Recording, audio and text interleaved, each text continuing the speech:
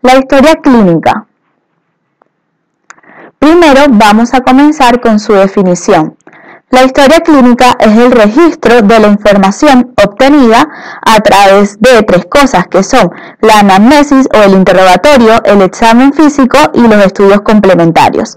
Es importante tener en cuenta que la historia clínica es el arma básica del trabajo médico. También es importante saber que la historia clínica es un instrumento que nos sirve para distintas cosas. Nos sirve para realizar el seguimiento del paciente, como comunicación entre médicos, también tiene función legal, nos sirve para efectuar estudios estadísticos y cuando se realizan investigaciones científicas, además es un instrumento económico para documentar la actividad médica. También es importante tener en cuenta que la historia clínica debe ser cierta, debe ser completa, debe ser entendible, debe ser coherente y debe seguir un orden. A través de la historia clínica es importante que lleguemos a lo que es el razonamiento médico, que es lo que se hace a diario. O sea, ¿qué sucede? Que el paciente nos va a consultar por síntomas y signos y nosotros vamos a hacer un interrogatorio para tratar de obtener la mayor cantidad de datos posibles y eso va a requerir obviamente un razonamiento médico. ¿Qué sería? ¿Qué diagnósticos posibles me planteo ante ese paciente? También, o sea, ¿qué estudios complementarios voy a pedir para poder llegar a un diagnóstico? Es importante tener en cuenta que los pacientes en general cuando consultan por un determinado problema, o sea, un problema para el paciente. Por lo tanto, bueno, la pregunta ahora sería, ¿qué es un problema? Bueno, hoy en día tenemos que un problema puede ser una situación laboral, un problema contextual de la sociedad y ya, o sea, no solamente nos vamos a abocar a lo biológico. Entonces, en esta presentación vamos a desarrollar en primer lugar la estructura básica de la historia clínica.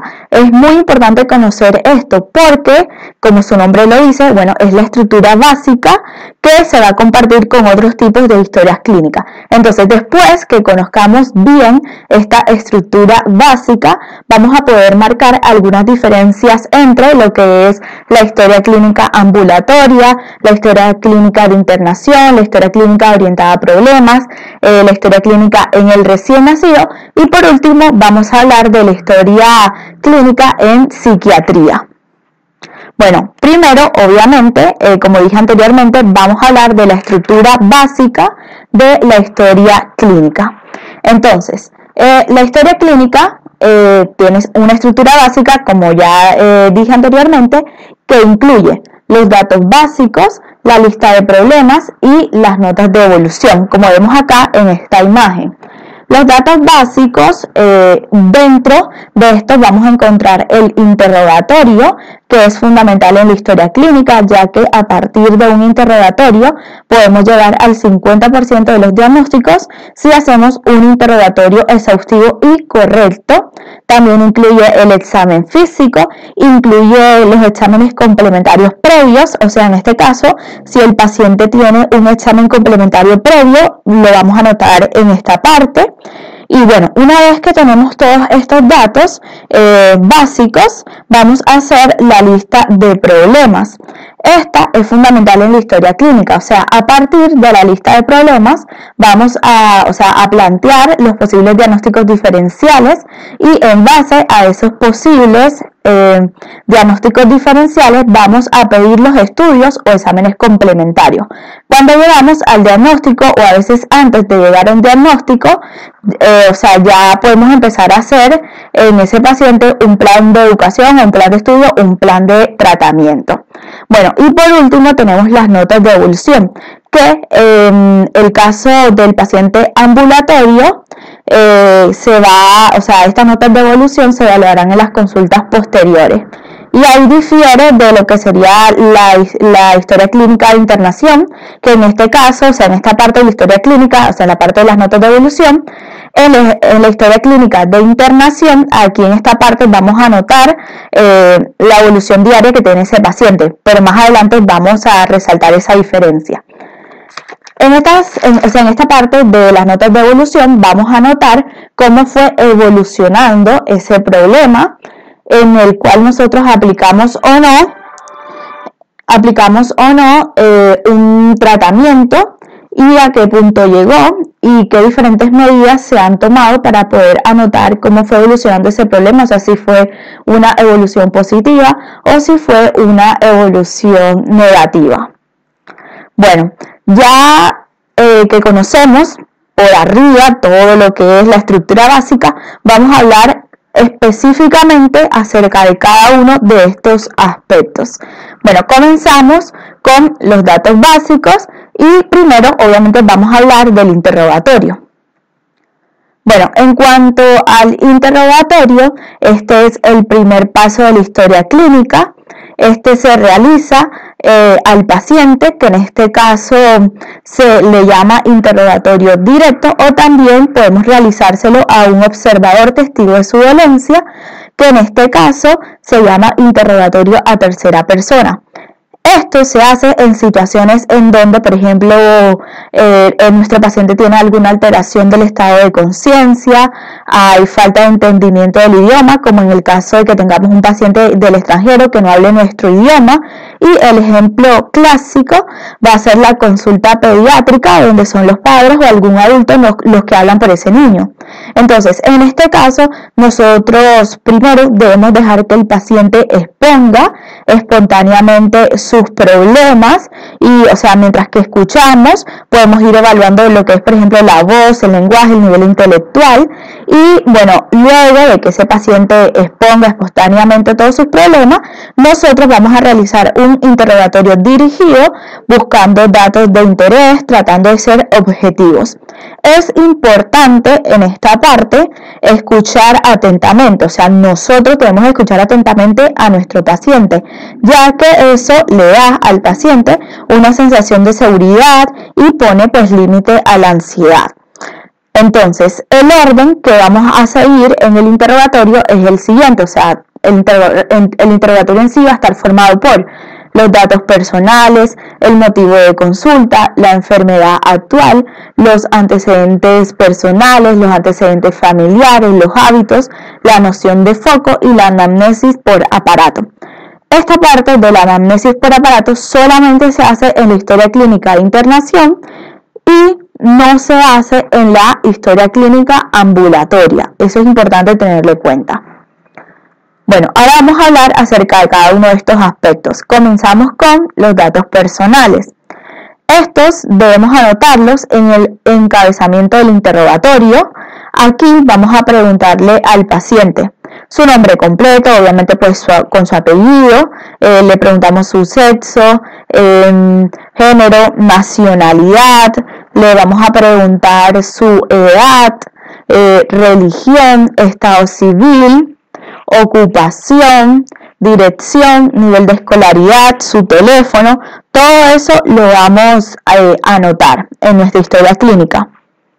Y un aspecto que no debemos olvidarnos es que cuando le preguntamos su dirección, vamos a aprovechar ese momento y le preguntamos también su domicilio anterior, porque por ejemplo puede ser que ahora viva por ejemplo en Rosario y el paciente, por ejemplo, hace 3 meses vivía en el Chaco, es originario del Chaco y esto es importante tenerlo en cuenta porque cuando hablemos de la noción de foco, este paciente pues tendría una noción de foco positivo para el Chagas. Entonces, cuando le preguntemos su dirección, que nos diga su dirección actual y que nos diga su domicilio anterior. Luego de que ya completamos todos los datos personales de ese paciente, vamos a preguntarle su motivo de consulta. El motivo de consulta es el síntoma o signo que lleva a la consulta.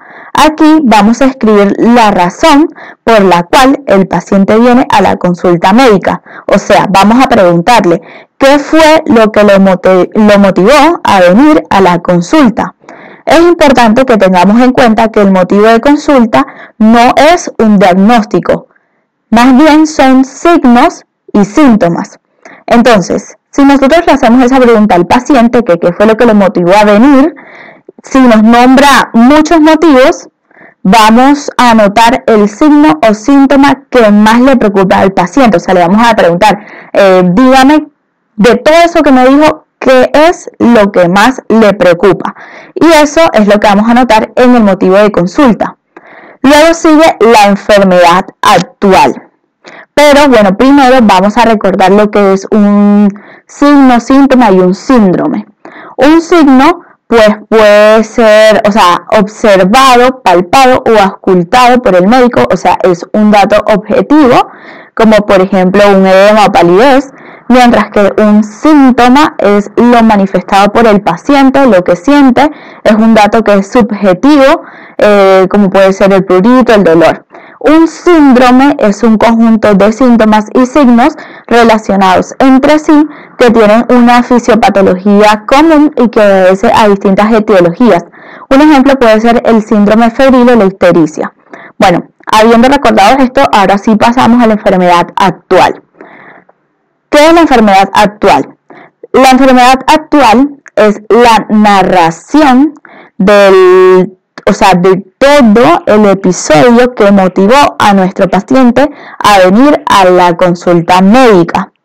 Entonces, la enfermedad actual debemos narrarla de forma ordenada, lógica, debemos describir cronológicamente la aparición y la evolución de los síntomas. Y para eso podríamos preguntarle a nuestro paciente las características del síntoma. Por ejemplo, si nos dice dolor, podemos preguntarle sobre su localización, su irradiación, intensidad, factores que lo agravan o mejoran, si hay síntomas asociados. También vamos a preguntar la duración, el comienzo, si fue gradual o súbito, factores precipitantes, el curso desde el comienzo. También vamos a preguntarle si hay estudios o tratamientos previos. Todo esto nos ayuda a la narración de todo el episodio por el cual nuestro paciente vino a la consulta médica. Entonces, teniendo en cuenta lo que es tanto el motivo de consulta que vimos antes acá y la enfermedad actual, podemos decir, una forma de comprenderlo es que el motivo de consulta de cierta forma sería, por así decirlo, para poder entender el título de la enfermedad actual. Por ejemplo, si el paciente vino por dolor, el motivo de consulta sería dolor. Y abajo, donde vamos a escribir la enfermedad actual, ahí sí vamos a relatar todas las características de ese dolor y todo el episodio, que obviamente incluye el dolor, todo el episodio que lo motivó a ir a la consulta. Bueno, teniendo en cuenta eso, ya anotamos el motivo de consulta, la enfermedad actual. Ahora sigue los antecedentes personales. Los antecedentes personales son los episodios médicos sufridos por el paciente desde el nacimiento. Debemos tener en cuenta enfermedades de la infancia, neoplasia, hipertensión, alergias, diabetes, cirugías, en el caso de que se haya tenido alguna cirugía, preguntarle si tuvo alguna complicación, y también vamos a preguntar sobre el consumo de medicamentos. También desde la cátedra de semiología, en esta parte se dice que dentro de los antecedentes personales es importante preguntar sobre enfermedades alérgicas o alergias a medicamentos, que es lo mismo que ya dijimos antes, pero acá ellos lo ordenaron. Lo que dije antes es como lo dice el libro, y acá como lo dicen ellos. Entonces, ¿qué pasa? Ellos nos dicen que dentro de antecedentes personales es importante preguntar enfermedades alérgicas o alergias a medicamentos. Preguntar sobre asma, hipertensión y diabetes. Estos 4 antecedentes son fundamentales y no debemos olvidarlos nunca. ¿Por qué? Porque van a influir en el diagnóstico de ese paciente y en el caso en donde, por ejemplo, yo le quiera dar un tratamiento, esto también va a influir en los fármacos que voy a utilizar. Además de eso, tenemos que preguntar sobre cardiopatías, medicamentos, cirugías previas. Si es mujer, obviamente vamos a preguntar sobre la menarca, gestas y paridades, abortos, y si esos abortos fueron espontáneos o provocados, y también vamos a preguntar sobre enfermedades que haya tenido en la infancia. Ahora pasamos a los antecedentes familiares. En este caso, vamos a preguntar sobre enfermedades que pueden tener una vinculación hereditaria o genética con el paciente. Preguntamos sobre los padres, los abuelos, hermanos, hijos, y vamos a preguntarle que si viven. Si nos dice que sí, acá le vamos a preguntar sobre qué enfermedades han tenido ellos, como por ejemplo hipertensión, cáncer, diabetes, y si nos dicen que no, vamos a preguntarle cuál fue la causa de ese fallecimiento, o sea, por qué falleció esa persona y a qué edad. Acá volvemos a insistir en esas 4 patologías que dijimos antes: asma, diabetes, hipertensión, cardiopatías y también cáncer. Sobre todo cáncer, si es por ejemplo cáncer de mama en la mujer o cáncer de colon, eso es muy importante. Bien, también teniendo en cuenta eso, vamos a pasar a hablar de los hábitos. En el caso de los hábitos, en esta parte vamos a preguntar acerca de las costumbres y hábitos de nuestro paciente.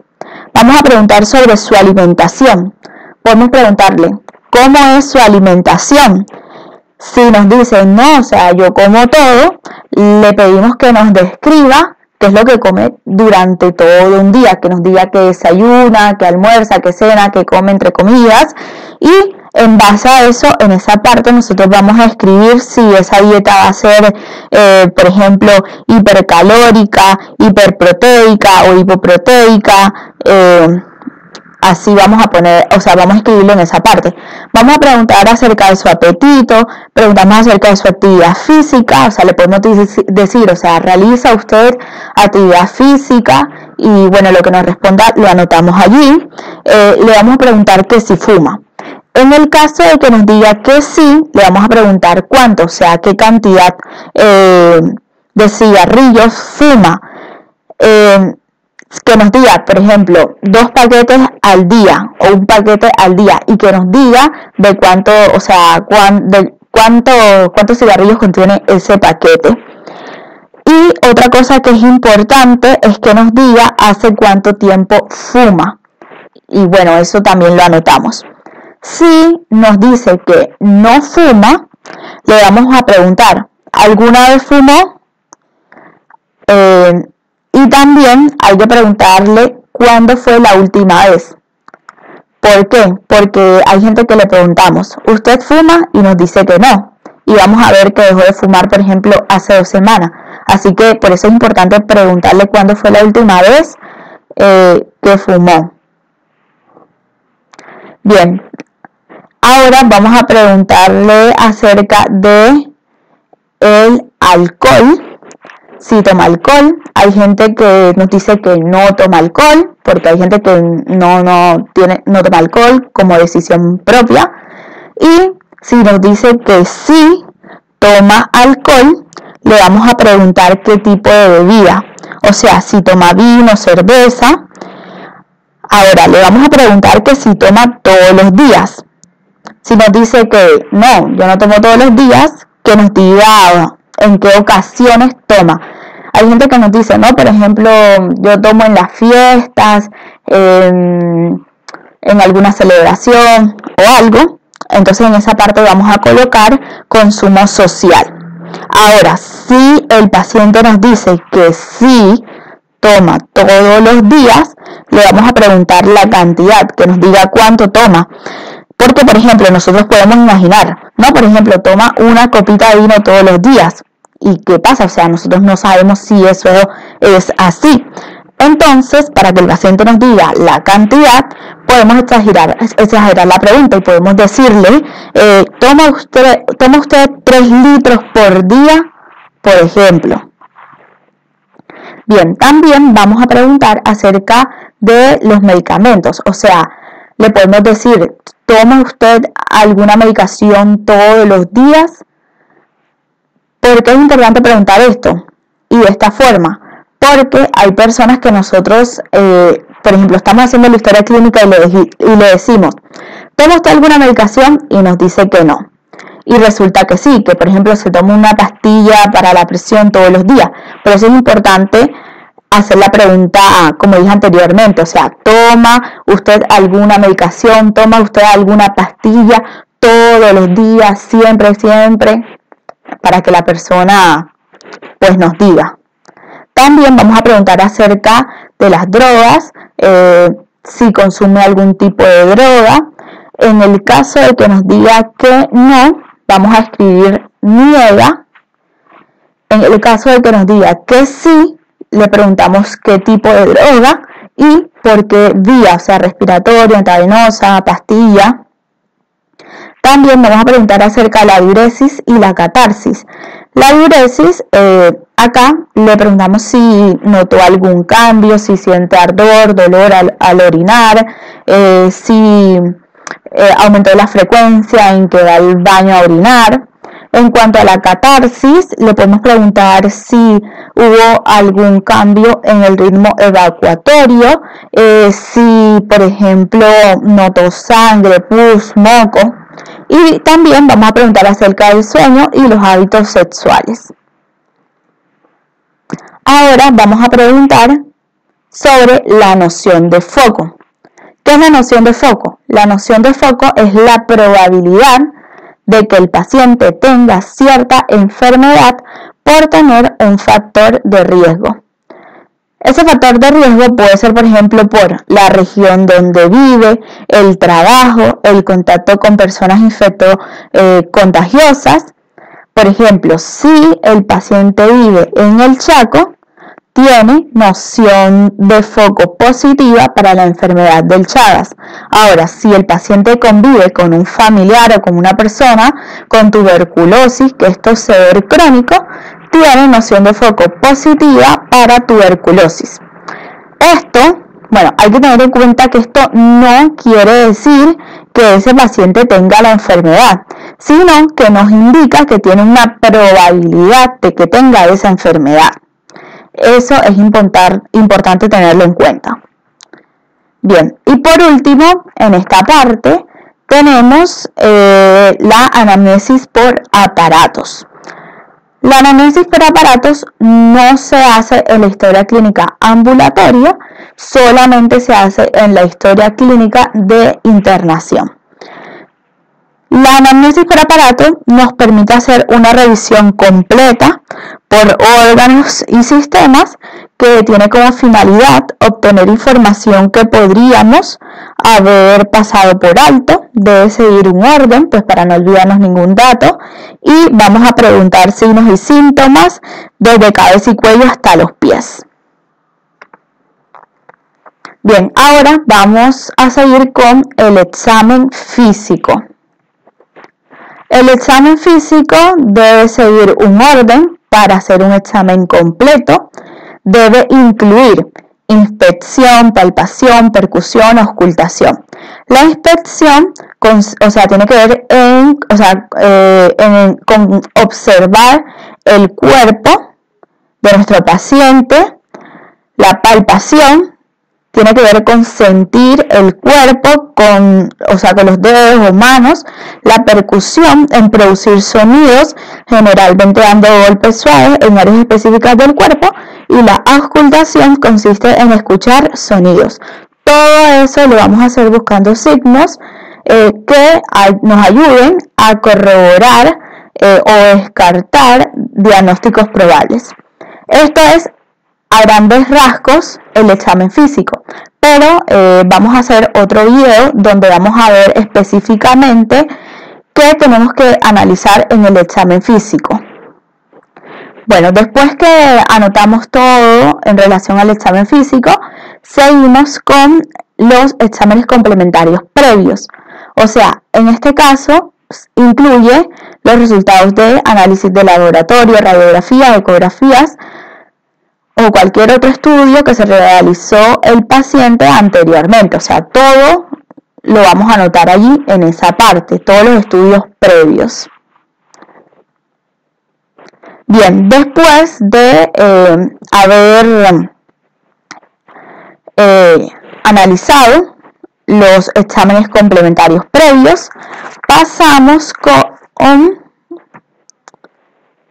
la lista de problemas. La lista de problemas incluye los planteos diagnósticos y el plan de estudio. La lista de problemas, primero, obviamente la pregunta es, ¿qué es la lista de problemas? Bueno, la lista de problemas es el agrupamiento de aquellas variables que modifican el estado del paciente. Acá, en esta parte, tenemos que enumerar todos los problemas que presentó el paciente en orden de importancia.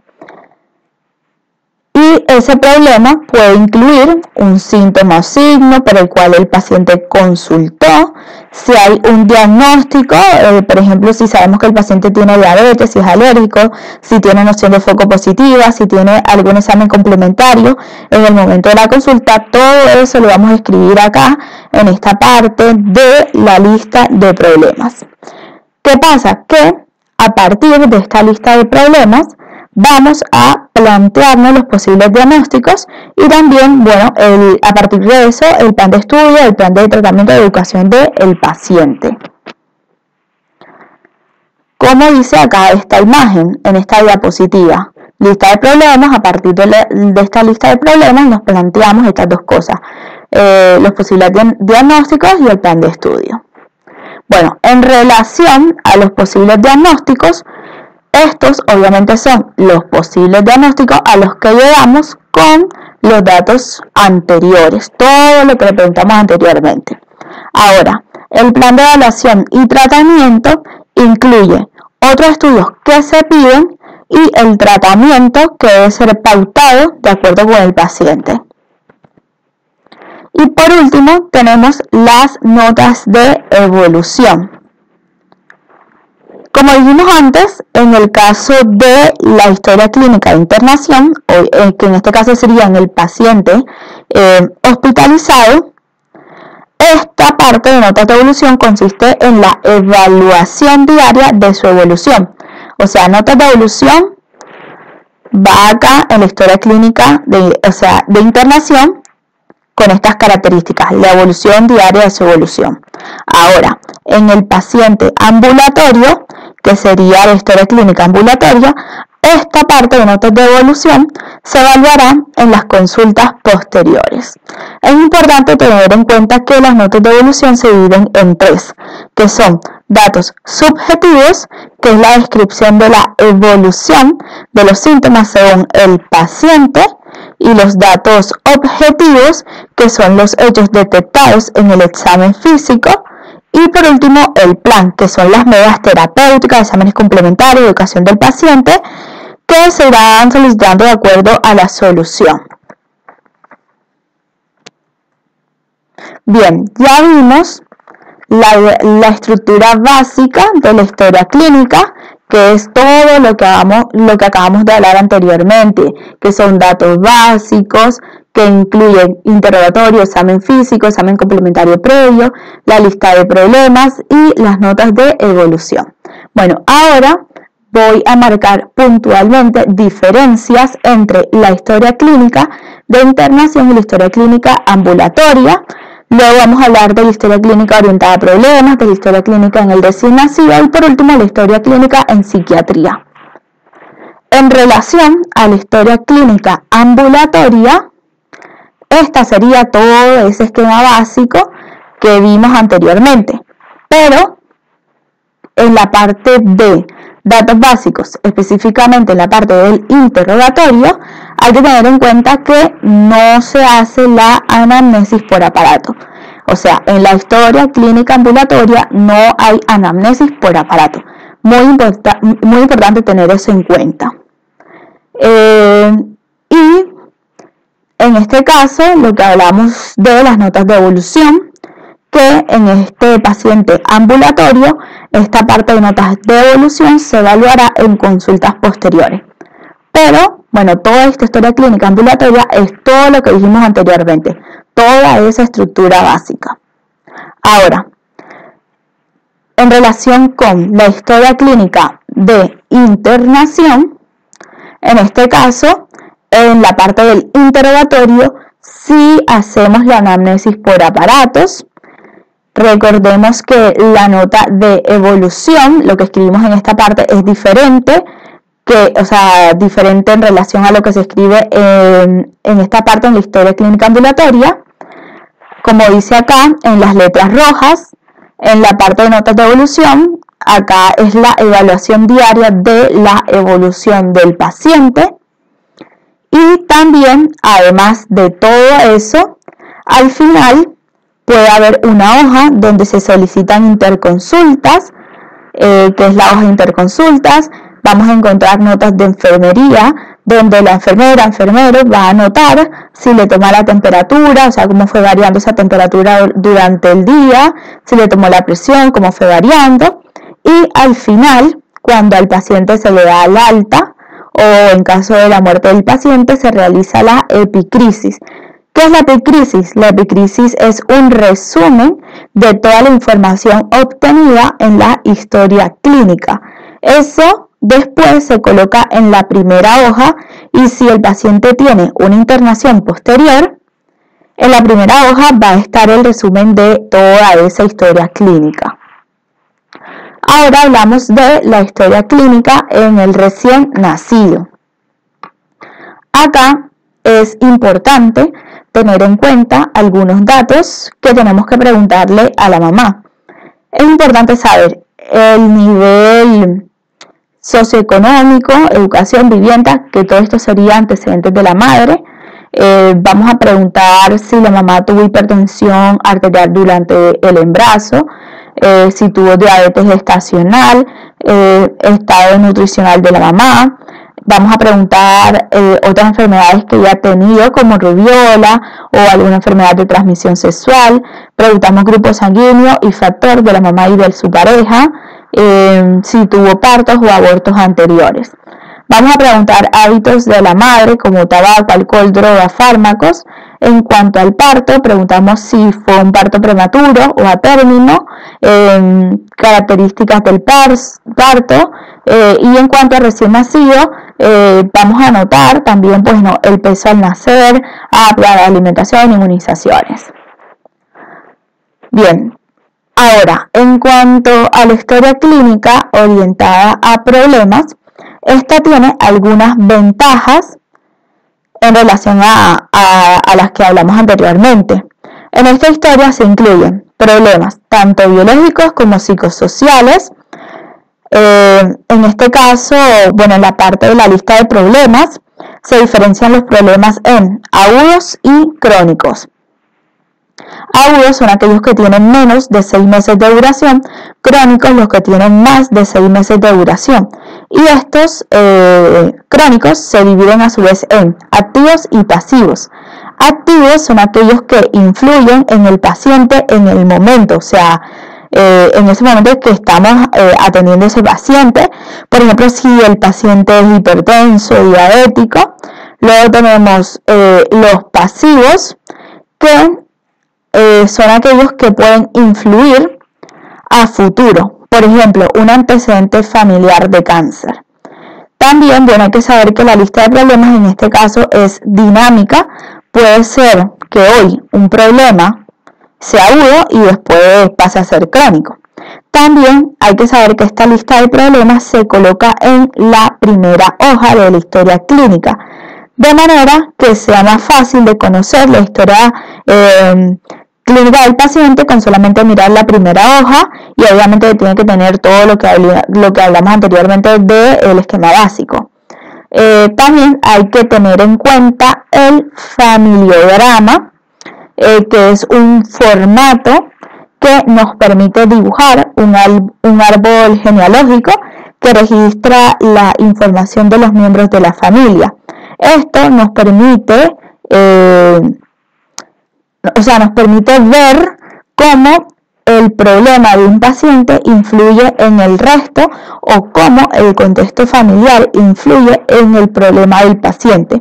Entonces nos permite relacionar la familia y también, bueno, el elemento intervencional más importante del genograma es esto, o sea, evaluar las relaciones familiares. Bueno, y por último vamos a hablar de la historia clínica en psiquiatría.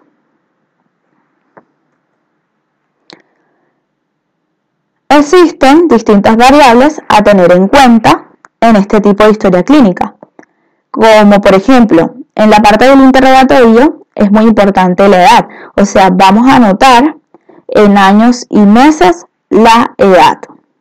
Es importante tener en cuenta la edad porque, por ejemplo, el interrogatorio en un niño se realiza, en este caso, obviamente, a los padres o familiares a cargo de ese niño y cuando ese niño pues tiene edad para colaborar y puede expresar su queja, nosotros tenemos que escuchar atentamente. También es importante tener en cuenta que muchas de las consultas son para control y en este caso, bueno, interrogamos sobre un niño sano y debemos tender a promover la salud. En la adolescencia debemos tener en cuenta, bueno, además del motivo de consulta, los cambios corporales, deportes, iniciación de relaciones sexuales, tratos con amigos.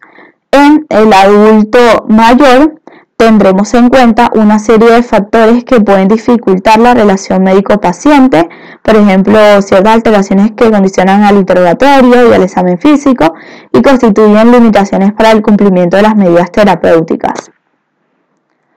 En cuanto al sexo, obviamente, en el sexo femenino tendremos que interrogar sobre la menarca, ciclo menstrual, embarazos, dietas y paridades, abortos y anticoncepción. Como dijimos antes, también hay que tener en cuenta enfermedades frecuentes en uno y otro sexo.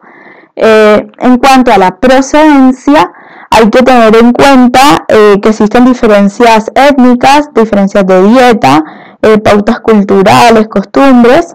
Por ejemplo, hay diferencias étnicas que pueden ser genéticas y características culturales, religiosas, nutricionales y sociales. También es importante conocer la religión, o sea, le vamos a preguntar cuál es su religión, porque obviamente esto va a estar acompañado de pautas culturales. Es importante preguntar sobre su medio ambiente, obviamente que esto tiene relación con el lugar donde esa persona vive y el lugar donde esa persona trabaja. Y también hay que tener en cuenta que la historia clínica va a ser un poquito diferente en el paciente internado que en el paciente ambulatorio. Por ejemplo, hay que tener en cuenta que la historia clínica del paciente internado está orientado al episodio concreto que determinó su internación. Y como dijimos antes, incluye notas de enfermería, médicos consultores, evolución diaria.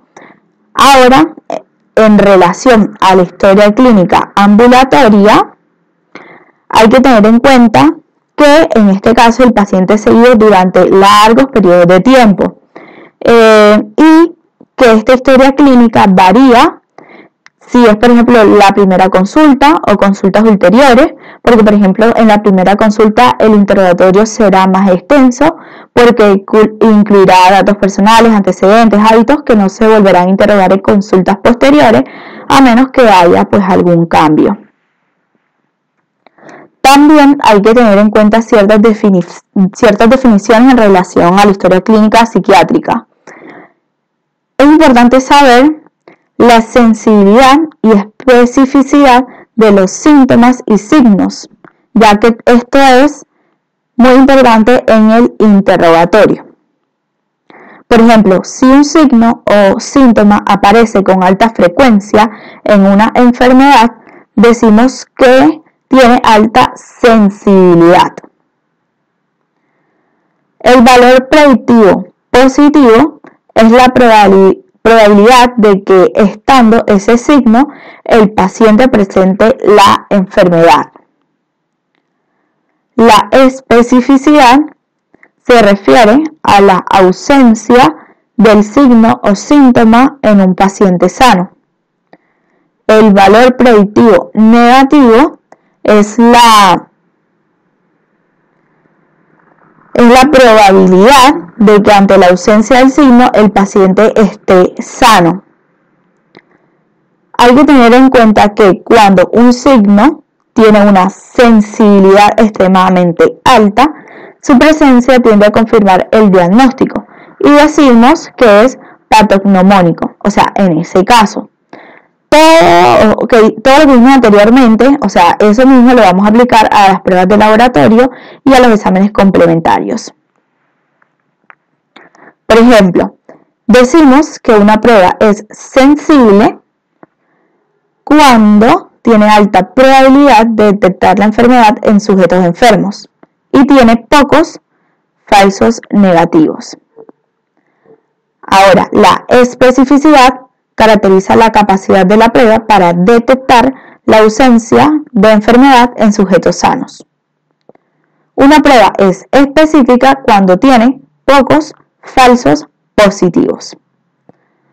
Otro concepto que es importante tener en cuenta es valor predictivo positivo y valor predictivo negativo.